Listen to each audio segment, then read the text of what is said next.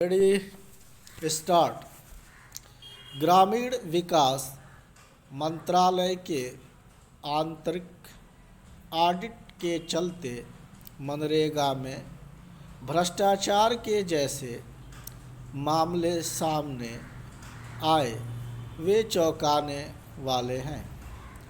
चालू वित्त वर्ष में देश के केवल 55 जिलों में कराए गए ऑडिट में वित्तीय गड़बड़ी के 11 लाख से ज़्यादा मामले पकड़े गए, जिनमें 300 करोड़ रुपए से अधिक की हेराफेरी हुई। कोई भी अनुमान लगा सकता है कि जब केवल 55 जिलों में 8 माह में मनरेगा के तहत कराए गए कामों में इतनी गड़बड़ी देखने को मिली, तो देश भर के 700 से अधिक जिलों में क्या स्थिति होगी। साफ है कि निर्धन तबके के लोगों को रोजगार देने के नाम पर लूट हो रही थी और कोई उसे रोकने वाला नहीं था।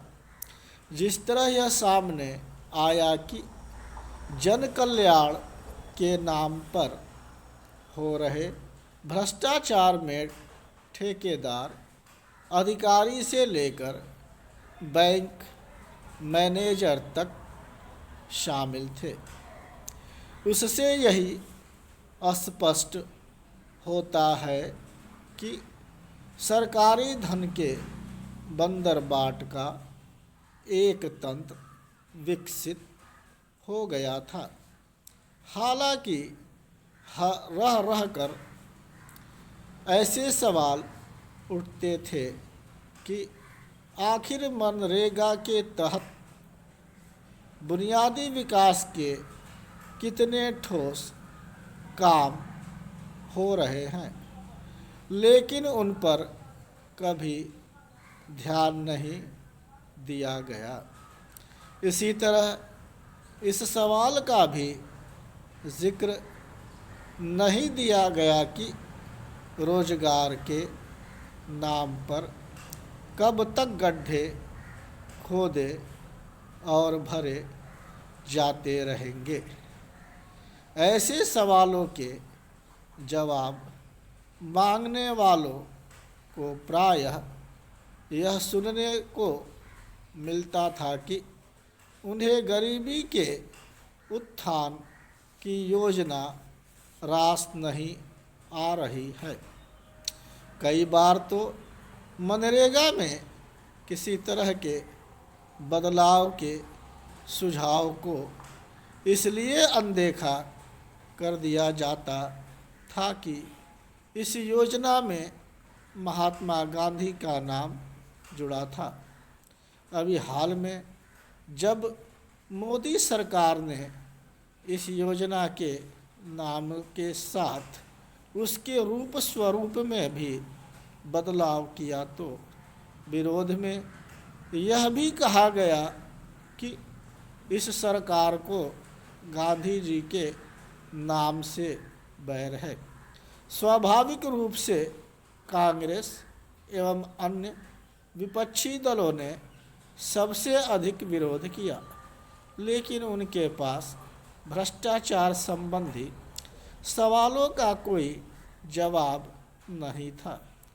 कहीं ऐसा तो नहीं कि राज्य सरकारें मनरेगा में व्याप्त भ्रष्टाचार की इसलिए अनदेखी कर रही थी कि इस योजना के तहत केंद्र सरकार का अंशदान 90% था।